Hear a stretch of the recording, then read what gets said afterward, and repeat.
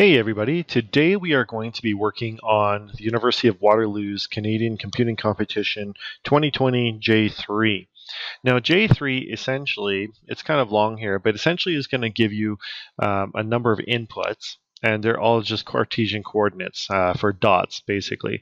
And what they want to do is they want you to find the bounding box that this would fit in. Now they put it in kind of as a picture frame with paint splatter dots or whatever, but essentially they're going to give you like a whole bunch of dots like this, and then they want you to find this bounding box that would actually hold them without overlapping. So you can see if the lowest one here is at 6410, then it's the coordinate here, the y coordinate would be 9, because it can't go to 10 because it's going to be covering the 10. Same thing with the top, the y coordinate here is 78, so it has to be 79 on the top.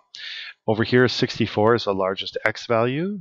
So then this value would be 65 because it can't cover it. And the smallest x value is 24, so this one has to be 23. So that's essentially what it's asking. So really, it's not that hard of a problem. You just have to find the lowest x, the highest x, the lowest y, and the highest y. The real problem with this comes from the type of input that it gives. Right, so what happens is it's giving you this input in a weird string form, like so it's 44 comma and then 62. Right, so that's actually kind of strange because it's like normally you would just expect this to be a whole series of integers, but because they give it as a coordinate pair separated by a comma, you got to work with that input and basically mine the numbers out of the string. So we're going to work on that right now. All right, so the key to this is going to be being able to mine the number out of the string. So the first thing we're going to have to do is work on that. And I would actually not even work on the program at all until I was able to do this. I'm going to start off with a string. All right, we'll just call it input is equal to, and let's just go 2345. Right, so 2, 3, 4, 5, and that's going to be a sample of the input that we get. And we're going to see if we can pull that 23 and 45 out of the string. So the first thing we're going to have to do is, it's a little bit tricky because you have to recognize it's a little bit tricky because they could also give you an input that is only one digit on either side. And so we have to actually recognize how big this is. Now there are some things that we can do is we can say, for instance, int string length is equal to input dot size, and we can actually just test this out.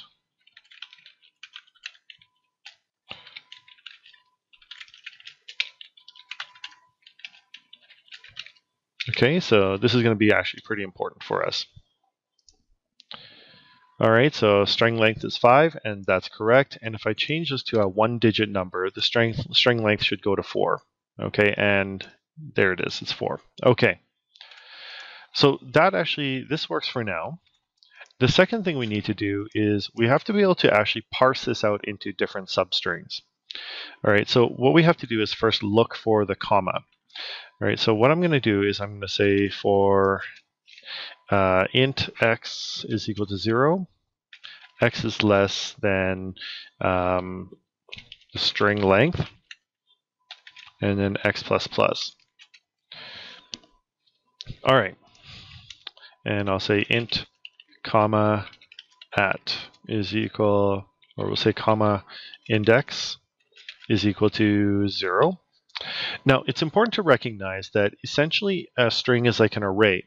So this number is in position 0, this is position 1, 2, 3, and 4. And so when we know where the comma is, then what we can do is we can actually start to break up the string into its pieces. But we can't do that until we know where the comma is. So what we have to do is we have to actually go to the ASCII table to find out where this comma is. Okay, so here we go on the ASCII table. All right, so let's take a look here. I'll move this over. Okay, so ASCII table. And the comma is actually in spot, where is it? Is that at 44? It just looks terrible. So 44. So once we know that the ASCII code for the comma is 44, what we can do is we can actually search for it. So we can say if input at x is equal to 44, then comma index is equal to x, and then we can actually just break, because it means we've already found the comma, so we don't have to keep looking. Although technically it wouldn't hurt if we just let it run through. Okay, so let's see if we can find the comma here. So we're gonna say, run some test code here and say cout comma index. So we're going to go look for that comma, and so the comma index should be at 2 in this case. Okay, so there we go. The comma index is indeed at 2. If I change this to a single digit number, the comma index should be at 1. All right, and you may not be able to see that there. There you go. It's at 1. All right, and so now we know the beginning is always at 0. We can find the comma index, and then we can also find the we know the size, so we can say the string length. So we have the string length here. So you can see the string length is 4 here, so it would be 0, 1, 2, 3. So you know the last index is always 1 less than the string length. Okay, now we are pretty much good to go. What we can do is we can actually use that information to mine out the individual numbers that we're looking for. And so what I would do is I would say we're going to actually try and look for the number, and normally in other languages there's a method called parse, like a method called parsing. I don't know if C++ necessarily has it, but it doesn't really matter. They've also said in the problem specifications that the x and y values will always be less than 100, so meaning they'll always be either 1 or 2 digits long. So we can actually just use that to kind of brute force this information out. So what we can do is we can say if, now the first number is going to be from 0 to the comma index. So we can say if comma index is equal to 1, okay, so that means that there's only a single digit. Then we can say int first number. Okay, then the first number is equal to the string, so the input at 0. Now, if we do this, okay, so we're going to say first number is equal to input at 0. Now, if we do this, what will happen is it will actually get not necessarily its numeric value, it will get its ASCII value. Now, on the ASCII table, what you'll notice, and I'll pull the ASCII table over here, okay, is that the numbers, okay, so 0 starts at 48, and so, for instance, if the number was a 2, right, then it would actually return a 50 for us. So what we have to do is we have to actually subtract 48 from it. All right, so we're going to say, so we have to subtract 48. Okay, else if I guess there is no other else, otherwise the comma index is going to be at 2, because it will always be at 1 or 2. Then the first number is going to be equal to input at 0 minus 48. That's going to be the first digit times 10, because it'll be in the tens place, plus input at 1 minus 48. All right, so that will be the second digit. Okay, and I'm just going to put these parentheses here, even though that might not be totally necessary, just because it will make things like make sure I don't get some weird math order of operations stuff happening here. Okay, and so let's go test this out.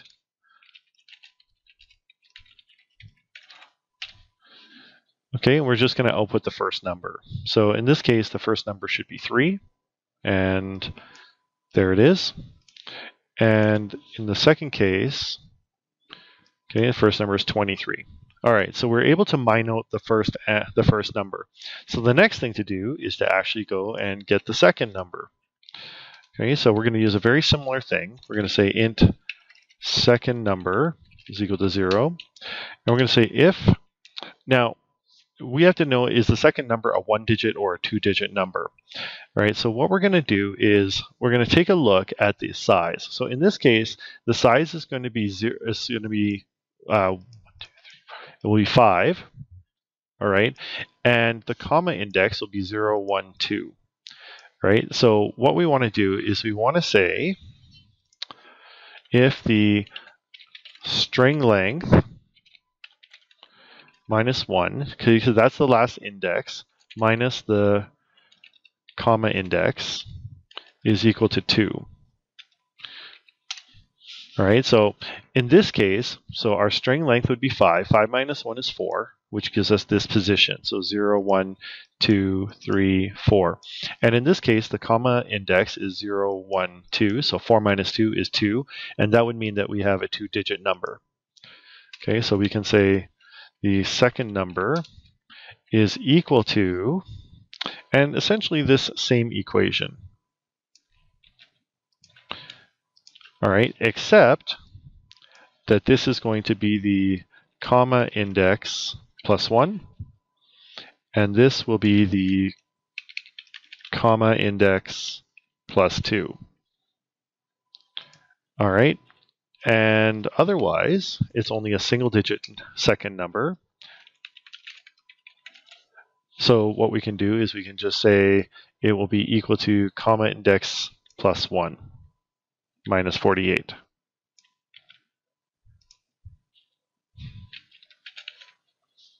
All right, and let's output the second number.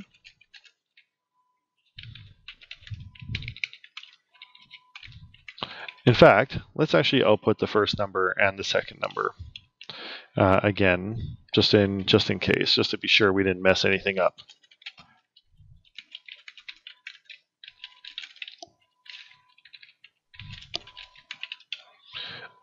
Okay, and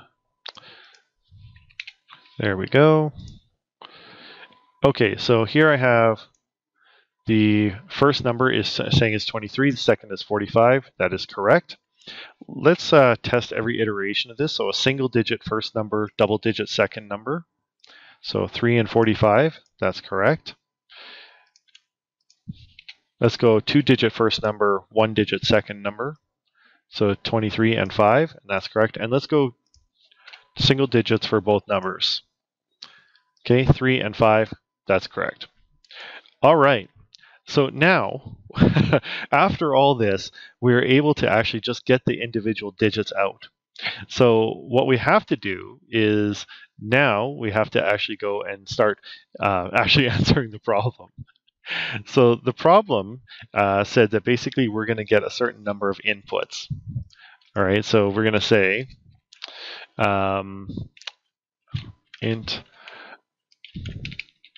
number of inputs, all right, and is equal to, okay, 0, and we're going to say cin the number of inputs. Okay, so what we can do is we're going to say number of inputs, like that. So we're going to take in the number of inputs, and then we're going to make a for loop here. So for int x, we already have an int x there, so int y is equal to 0. Y is less than the number of inputs, and y plus plus. So we're going to just go that many times. And then what we're going to do is we're going to input this string. So we're going to say cin input. So we're going to take that string. Now, whenever we get this string, we're going to have to repeat this whole thing. Oops. All right, so we're going to have to repeat this whole thing that we just did for that given string. Okay, so I have to set the comma index to 0, look for the comma, then find the first number, find the second number. Okay, now what we want to do is we have to also keep track of what the largest and the smallest numbers are. So we want the smallest x, largest x, smallest y, and largest y. And we're going to set them all to be 0 to start. Now, it doesn't make sense that these would ever become negative, so I'm hoping that that's not one of the test cases, but it doesn't actually make sense that any of these would turn into negatives. Okay, so they're all at 0 to start, which is fine. Okay, now that I have the smallest x and y, what I can do is I can ask some questions. I can say if the first number, which is the x value, is smaller than this, actually smallest x, then we can say that the smallest x is equal to the first number. Now that's going to actually create a problem. We have created a problem because the smallest x starts at 0. And so because the smallest x starts at 0, it's unlikely that the first number will ever be smaller than that. And so what we'll do is we'll start it actually at 100. And the same thing for y. Okay, so the first smallest x will actually always become smaller than the first, will always be the first number. Okay, we also want to say if the first number is greater than the largest x, then the largest x is equal to the first number. All right, then we're going to do the same thing for the second number.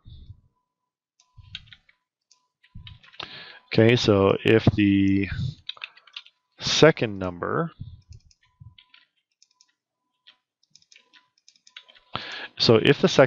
is less than the smallest y, then the smallest y will become the second number. And if it is larger than the largest y, then the largest y will become the second number. All right, so then what we'll do is get rid of this here, get rid of this here. Okay, now at the end, what we want to do is we want to put together the two coordinates. And so the problem parameters ask us to set up the smallest and largest, to tell us where the smallest and largest ones, or where those two coordinates are. So as you can see, this one's going to say the lower left corner is 23.9, and that's the one less than the smallest x and one less than the smallest y, right? This one's going to be one greater than the smallest x, or the largest x, and this is going to be one greater than the largest y. All right, so that's what our output is supposed to be. All right, so we are going to have to just output these things. I feel like I forgot. Yep. Okay, there's a scope bracket here that's missing. Cout. Okay, so the lowest coordinate is going to be our smallest x minus 1, right? And then we're going to separate that with a comma, and then we are going to output the smallest y minus 1 as well, I believe. So yeah, the bottom corner has to be one less than the smallest y and also one less than the smallest x. All right, then the top corner will have to be the largest x plus 1 separated by a comma, and then the largest y plus 1 as well. All right, that seems right. Okay, let's just check things over. Okay, so our initial input, this was just our test input. So what we can do is we can just change that to be an empty string because we're going to take it in here. But we do actually need to recalculate the input size every single time we do this. So other than that, looks pretty good. Let's give it a shot. So we're going to launch this.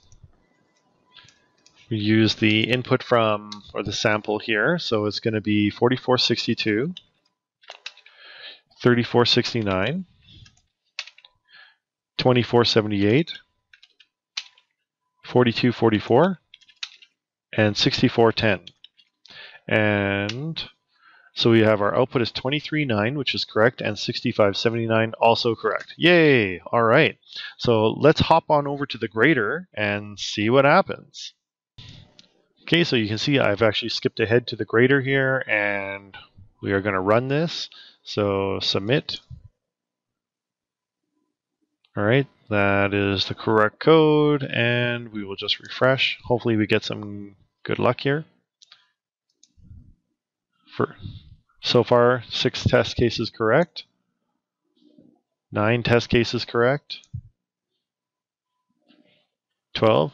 Well, as long as there's none of them incorrect, I'm okay. And just 15, all correct. All 6, yeah, test 16, all correct. All right, so there we go. We got 15 out of 15 on this one as well. So anyways, once again, if you have questions, put them in the comments. Don't forget to like and subscribe. Thanks for watching, and I'll see you next video.